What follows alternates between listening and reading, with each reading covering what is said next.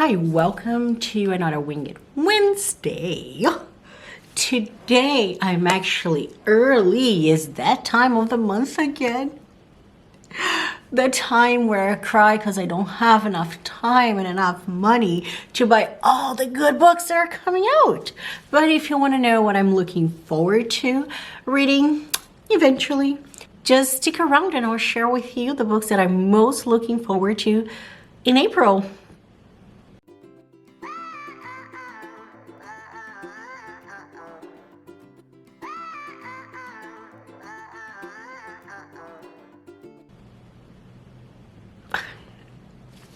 Okay, guys, as always, some housekeeping. If you want to check all the books that I'm looking forward to in April, even the ones that are not mentioned here, I'll link down below my Goodreads page, folder, shelf thing, where you can see all of them. I'm trying something new this month, so I'll just go over by genre and then by date. And at the end, I'll leave a little card. Sorry. And I think I'll be leaving a little card at the end for you to just screenshot and then look for the books that I mentioned, if they interest you. I don't know. I just felt like it came to me in a dream. Okay, I'm going to try it. So, it's April. You know what it means? It means that we are exactly 6 months away from Halloween. Okay, let's not get too ahead of ourselves. But because of that, I will start with horror. Today I have 9 books. This is a pumping month for horror. But I managed to narrow it down to 9 books that I absolutely know I'll be reading. It's on the top of my radar for the new releases. So let's get to it. On April 1st, so that one has already been, what is today? The 5th? Oh, so this has already been released. Because it was released on a Friday, I'm not sure if that was the UK release date, the electronic release date, the American, I don't know. But I know that somewhere on April 1st, and that's not a joke, this book was released. It's called One Hand to Hold, One Hand to Carve by M. Shaw. Okay. What is so interesting about this book is we have 2 brothers. And they're called Left and Right. And you know why they're called Left and Right? Because they are 2 halves of a cadaver that just wake up in the morgue. They want different things in life, very different things in life. One would say that they don't necessarily agree, but they have to work together to live on the fringes of society because have walking corpse. I don't think it's something that you really want to see and interact with on your day-to-day, right? And I think we will be following, of course, this very unique, horrific sibling duo. But also, I think it'll be very interesting because they'll be making different choices. They want different things, but they probably will have to be at one. So I'm really looking forward to this. I think it'll be a nice, thought-provoking, interesting horror read. Next, on April 5th, so that's today, there is a new book coming out. It's called Under Her Skin. I think this will be very interesting because Under Her Skin is a horror poetry collection with the overall theme of body horror, and all the poetry in the book is written by women. And by women, they mean all women. Cis, trans, non-binary femmes. You got it. So I think it'll be very, very interesting. I'm not really into body horror, but I'm all in, all for supporting the sisterhood. So let's go. On April 12th, and oh, sorry. So the first book I'm looking forward to on April 12th is Asian Ghost Stories, edited by Lee Murray. It's an anthology. And in this book, we have nothing but ghost stories from Asia. Everywhere in Asia, east, south, southeast, you got it. Ghost stories. And oh my God, I'm looking forward to this. I think I'll be scared. Next, we have Maggots Screaming by Max Booth III. I don't know much about this book. Only that the cover is pretty awesome.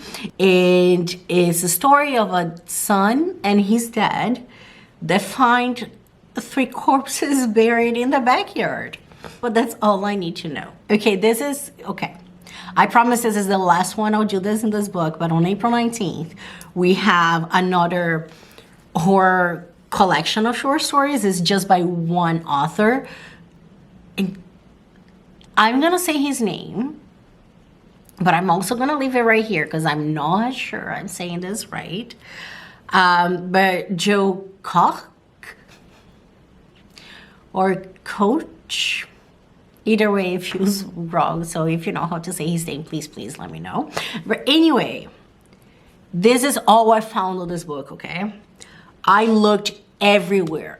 There are some big authors praising this book and just praising the way that Joe writes, but there was nothing on the book other than it's a collection of weird horror stories. You got me. I mean, curiosity killed the cat. Call me Kitty. Like, how can you not want to read this, right? Okay. Next, on April 20th, we have The Devil's Gift by Joshua Robinson. And in it, we follow Daniel. Daniel is a 12-year-old. He is very lonely. And he's quite bullied in school. He really has no friends at all. So he fantasizes about finding a girlfriend because he feels that if he had a girlfriend, he would have someone to call his own, and at least he wouldn't be so lonely anymore. A girlfriend he finds, and she's amazing to the point, you know, that he's happy, and she empowers him. She helps him fight the bullies. But then, there's always a then. He finds out she's a killer with a very unusual diet. And now he has choices to make. As if growing up is not hard enough, but oh well. I'm looking forward to this. Next, we have April 22nd. And I'm looking forward to reading The Doctor's Demons by Maria Abrams. So in it, we have Hanna. She's a child psychiatrist. She's so good at her job. Like, she was born to do this. Her life and her practice changes, though, when she meets Elena, this little girl that, against what she was trained for, Hanna really knows to the point of empiric evidence that the girl is possessed. What is Hanna's psychiatrist to do? Figure it out, because there's no child she can't save. So shave Elena she does, and in it she discovers this innate power to exorcise demons, okay? So she keeps doing her practice, and throughout her life, more possessed people come in, and more possessed people she helps. And these demons are back on hell. But then we meet Lucas, poor Lucas. Here's the deal, okay? Demons ain't happy. Demons are not happy with Hanna because they want to be here terrorizing everybody, and she keeps sending them back. So what do? They start some sort of mutiny and convince one of their most powerful demon leaders to come to Earth and put an end to like Hanna's meddling once and for all. So this lead possesses Lucas, and Lucas comes to Hanna's care. It's gonna be epic. Next, I have April 26th. This next book is one of my most anticipated books of 2022, period, point blank, because it's written by the beautiful writer Jennifer McMahon. This book is called The Children of the Hill, and not only is written by Jennifer, who does relationships really well, who's the queen of dual timelines, and we find all of those in here, but is inspired by one of my favorite horror books of all time, Frankenstein. Can I tell you, I know I'll be happy, I'll be crying. I already know I'll cry on this one, but let's find out about Children on the Hill, okay? We have two timelines, 78 and 2019. In 78, we follow Dr. Helen, who, much like the previous one, is a brilliant and very compassionate psychiatrist. I'm assuming she's the one raising both of her grandchildren, because Vivian and Eric live with her, and at home, like, she's like the perfect grandmother. They live this very loving, close, bright pink life. Then one day, this very compassionate psychiatrist finds a feral girl, Iris, brings her home to raise her. At first, this girl says nothing. It's very awkward, but Vi and Eric really want to include her. And they have this one thing that is called the Monster Club, which they secretly meet to catalog monsters that they've seen and find out and catalog ways to destroy them. They invite Iris in, and then she starts coming out of the shell, and before they know it, they're running around chasing monsters, and Vivian knows monsters are very real.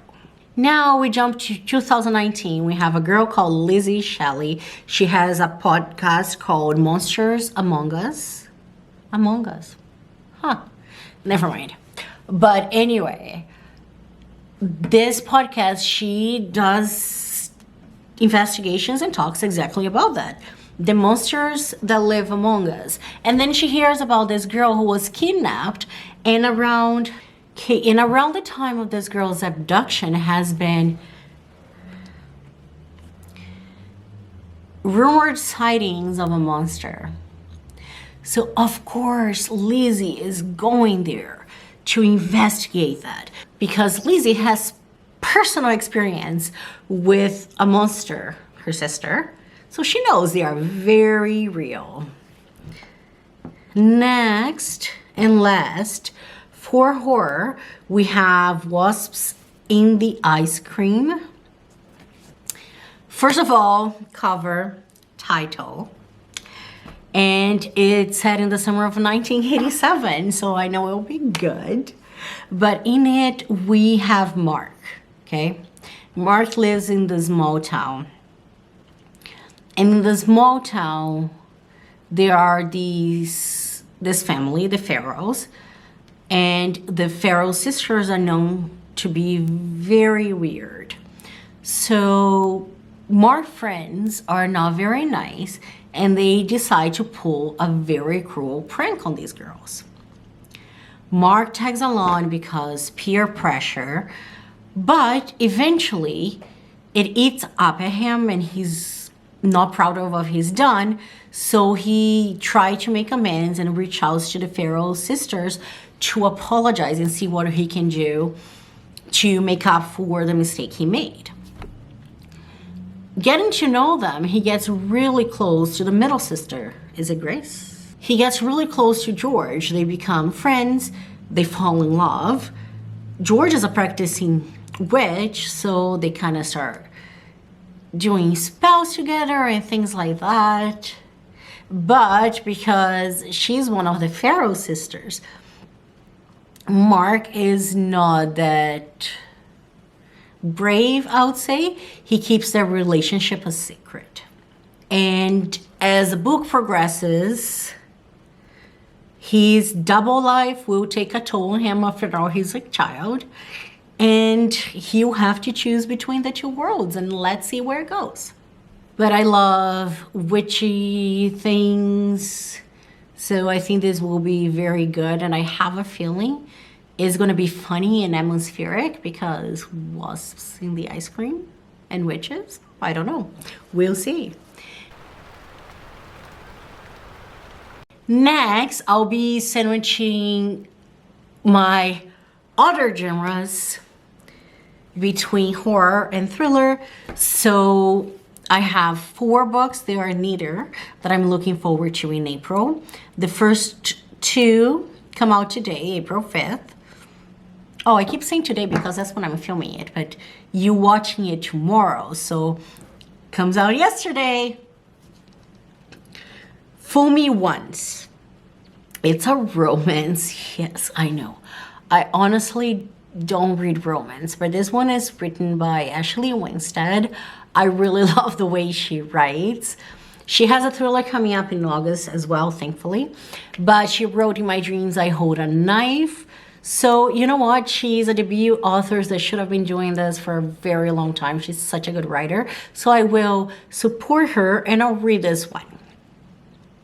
And then I'll probably vlog this because I haven't read a romance since I was in my teens. So that'll be interesting. So in it we follow Lee's tone. Okay, so Lee is very successful in her career, okay? She's a boss babe. But her love life is not so good. She does fool around. She does, use, abuse them, throw them away, but she doesn't get close to them. Her last relationship was in college. All of her relationships ended up in heartbreak. Her dad cheated on her mom. So when she was in this relationship, she was so happy that she thought she would self-sabotage and convince herself that Ben was cheating on her, okay? And what do you do when you think someone's cheating on you? You don't confront them. You don't ask them about it like an adult. You go ahead and you pay back. So she cheated on him. Joke was on her because he wasn't cheating on her at all. He's heartbroken. She's heartbroken. Boom. Worst mistake of her life. Move forward 5 years. Now, in her very successful professional career, she's trying to get this clean energy bill passed. And as so happens that the people that hire her also hire someone to work very closely with her, which makes it happen. And you know who the person will be. Ben, of course. So they'll be forced to work together. It will be tense. Tensions will rise.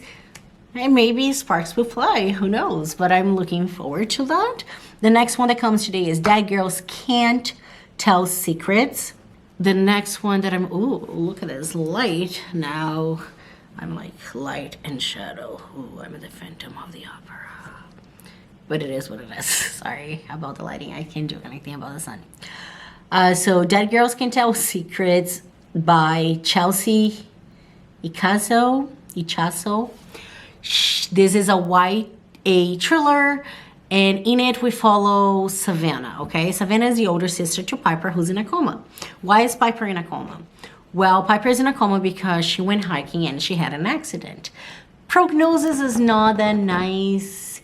Chances are she might never be Piper again. She might never come out of this coma or recover.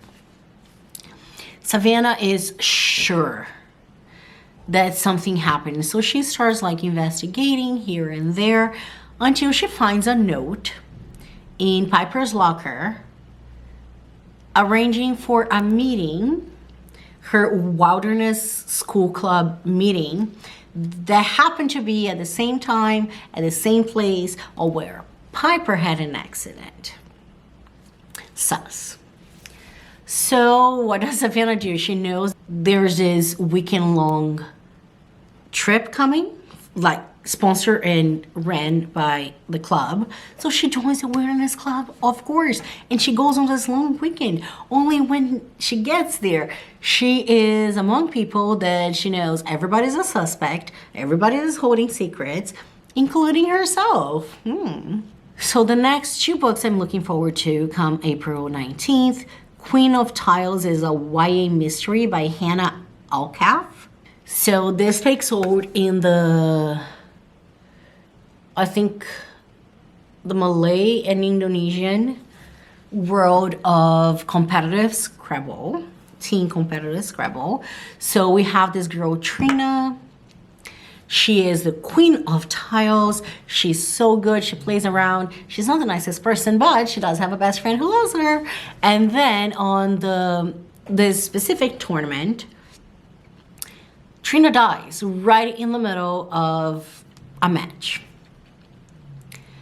BFF Najwa is heartbroken to the point that she doesn't even play Scrabble for a whole year.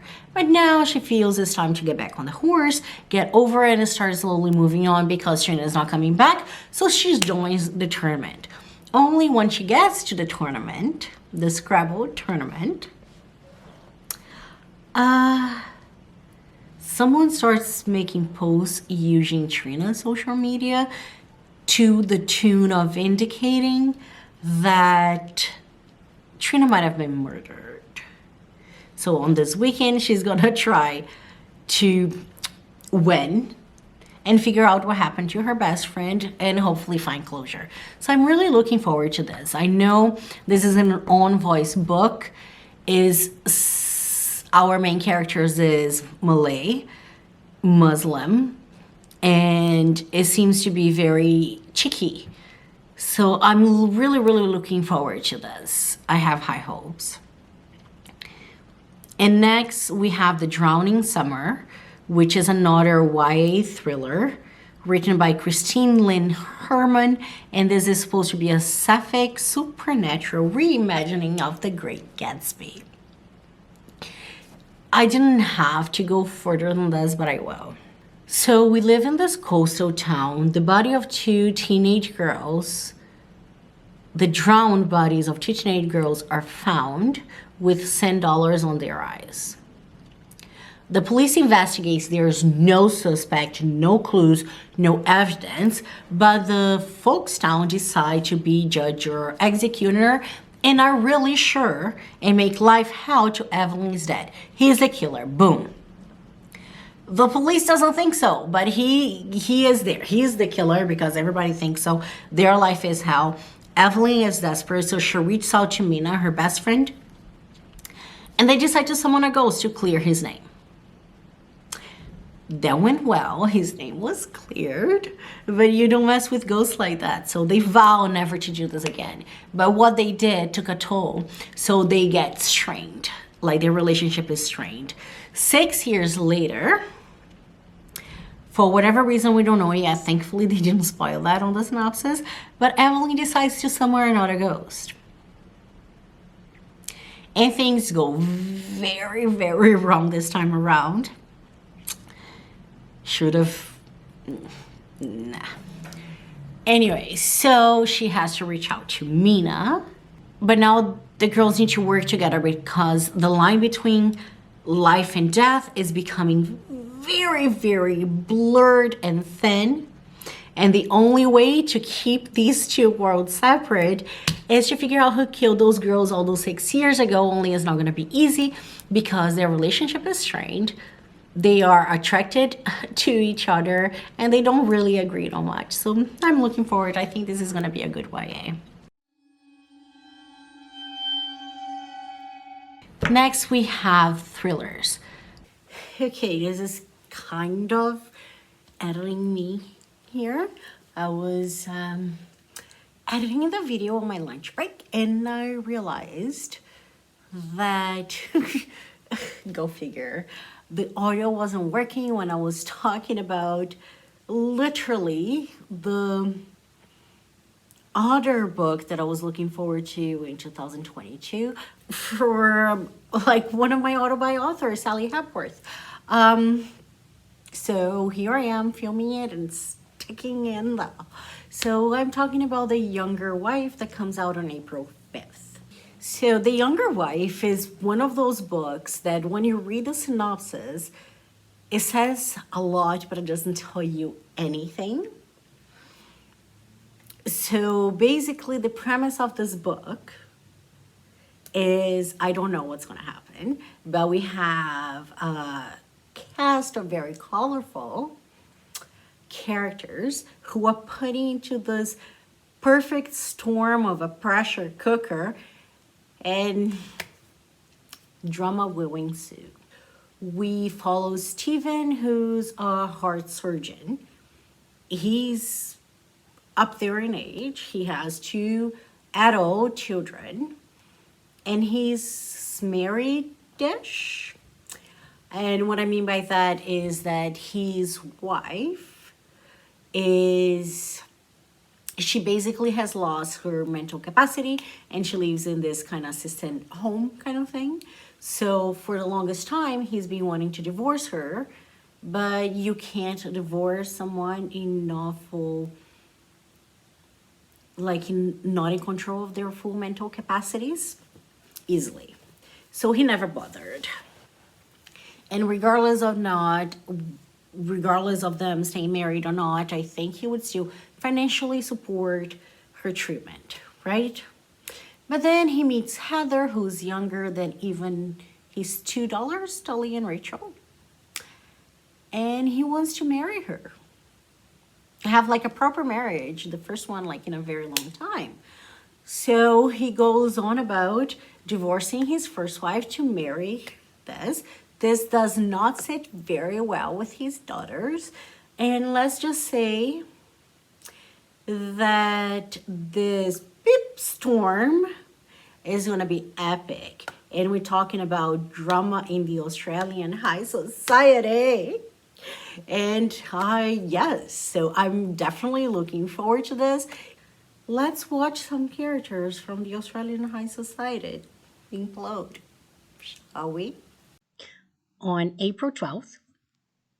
It's called Insomnia by Sarah Pinborough. She's the author of Behind Her Eyes, so I'm really looking forward to this book, but at least this time I'm going expecting anything. If you know, you know. But in here we have Emma. Emma has had a good life right now. She is successful. She has a loving husband, adoring, lovable children. And she really worked hard for this because when she was 5, both her sister and herself were put away to foster care because of an incident that happened with their mom. Emma only remembers her mom as a monster. However, her older sister tells her that she remembers when her mom was doting and caring, and it seems that things seem to turn around when she was 40. Emma is now approaching 40. She's suffering from insomnia. She can't really rest. And now she starts to think, is she going crazy like her mom did? Is she capable of hurting her daughters? So I think this will be a book that is very heavy on the paranoia. It just looks very intriguing. Like the synopsis says everything. It says nothing at all, am I right? Sorry about the lighting, guys. And then we have another book that I think this will be more on the contemporary literary side. It reminds me a lot of the synopsis of The Nanny with a twist. So we have The Caretakers, written by Amanda Bestor-Siegal.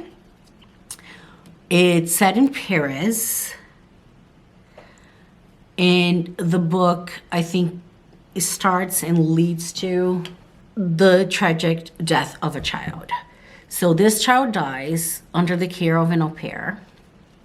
She's taken away by the police and is being interrogated for that death. The mom is convinced she did it, but they have a circle of women, 6 women in total. They are not so sure because that particular mom wasn't the best mom out there. She was not involved in their children's lives at all. So there's something very sus happening. This is not good at all. Okay, there's nothing I can do about the light. Sorry. There's something very sus happened. So then we will follow the POV of these 6 different women leading up to the event. And the truth will lie somewhere between all of these perceptions. Next, on April 14th, I have the thriller Nobody But Us coming out, written by Laurie Van Rensburg. And I won't lie, this sounds like a soapy book, and I'm here for it. I hope she does it well. But this seems like it's gonna be one of those like, oh my God, grab the popcorn books, and that's what I put it on my list. I'm looking for my next guilty pleasure author. So we have Stephen, he's a well-respected professor. Then we have Ellie, a college student. They are in a relationship, but things are really hard on campus because everybody has their prying eyes, you know. Okay. So they decide to go for this romantic weekend trip all the way in an isolated cabin. Yes, isolated cabin. And it's the break they need, right? They're gonna be all over each other. It's gonna be amazing. The perfect romantic trip. Only he's not who he claims he is. And neither is she. Next, we have The Echo Man by Sam Holland. And in it, we have Jess. Her house burned down. Her husband died in that fire. Of course, she's the prime suspect. She's not only the prime suspect, she is the only suspect the police is scared to investigate. She swears up and down she didn't do it, and there is only one person that believes her, and that's Nate, a disgraced detective.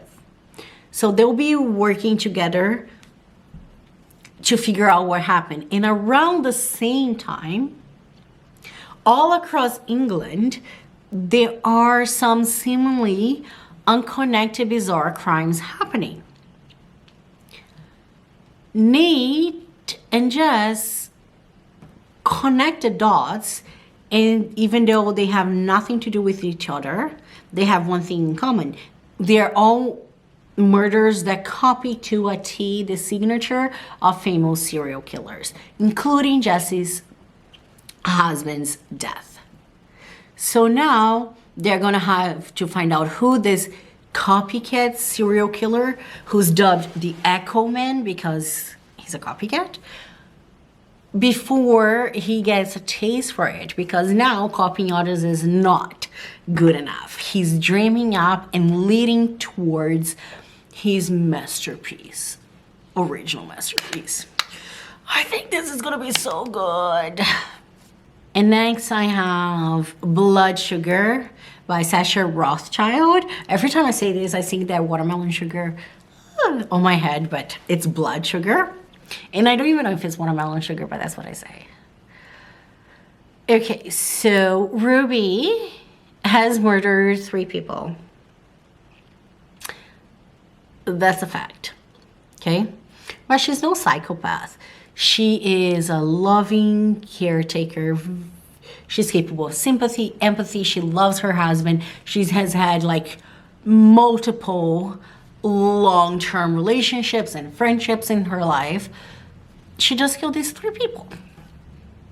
Now, her husband dies, and she becomes the prime suspect. Her mother-in-law is pushing the issue that she killed her husband. Well, here's the kicker. She killed 3 people, but not him. So now she's being investigated. She has to proclaim her innocence without giving away anything to indicate the other crimes that she has committed. And to top it all, she really wants to know who killed her husband because she honestly did love him. This is going to be so fun. I'm looking forward to this. Like, it's like Dexter meets Santa Clarita Diet in a way. I don't know. On April 26th, we have Watch Out for Her by Samantha M. Bailey. And this seems to be like a very interesting book. We have Sarah and Daniel.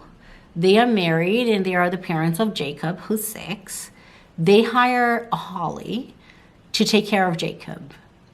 Things are going really well. Jacob adores Holly, and Holly sees Sarah as a mother figure, so she's very close to her as well. But Sarah is suspicious by nature, so she keeps like her eye on Holly, and she starts seeing things that make her believe that maybe Holly is hiding something, or she might not be who she thinks she is, until one day she sees something that she wished she hadn't, that she can't unsee. It unsettles her so much that she basically gets her husband, her son, packs up her life, leaves everything behind, and starts fresh in a different city. I want to know what that is. Like, even if the book sucks, I want to know what could have been that unsettling. But as she's on her new life, things are going well. She's getting settled. It's this very friendly neighborhood. But then one day, Sarah finds hidden cameras in her new home. Who's watching her and why? And the last thriller I have is A Tidy Ending by Joanna Cannon. And we follow Linda and Terry. Linda her life is mundane, okay? There's nothing going on in her life other than those day-to-day things that she feels drags her life. Her husband is not the best, but she cooks dinners every day. She counts on her routine. And when she has some downtown time, she reads these glamorous life magazines that still come to her house because the previous owner, Rebecca, used to subscribe to them. But there's one thing she knows about Terry, is that he's reliably predictable. But then he starts working odd hours at work. She doesn't really know when he's gonna come and go. And around the same time that his behavior becomes uncharacteristic, girls start going missing around, town. Interesting. So she starts to suspect her husband, but she doesn't want to. Denial is her best friend, but she can't keep denying that something is going on if she's all by herself. So what does she do? Oh, well, she feels, this Rebecca girl, she seems to have a very glamorous life. If only I can track her down, be her best friend, I'll be like taking part in that glamorous life, and I'll be so busy I won't have to worry about my husband anymore. Why not? Sounds like a pee-pee idea. Amazing. So I guess she's gonna be tracking that down. We'll see. But like, if that happens, can you really change who you are? And can secrets be hidden forever? I don't know, but I'll find out. And I don't know much about this book at all, but I know that this author is supposed to be very cheeky and funny and witty. So this is going to be like a sarcastic book. So I'm really looking forward to that one. I think it will be delightful, if anything. I'll be working on this for the future, but for now you can screenshot. These are the dates and the books that I'm looking forward to, and again, you can find them all linked on my Goodreads shelf. which you can find in the description box. This is too long already. I wanted it to be shorter. Sorry. Let's see. And again, sorry about the lining, but you know, with spring coming, daylight savings time ending, it's hard to figure out the perfect spot. This worked for me until now, but not today. It is what it is. Thank you for being here. You are a trooper. I appreciate you. If you made it this far, please comment down below, like this video, share with your friends if you think they might like any of these videos. And I would really appreciate if you could stick around, subscribe if you're not subscribed to. I'll try to say this more often because I really want to put up more content and get to know more of you guys, but don't feel obliged. I will see you very soon. And until next time, be the hummingbird. Bye.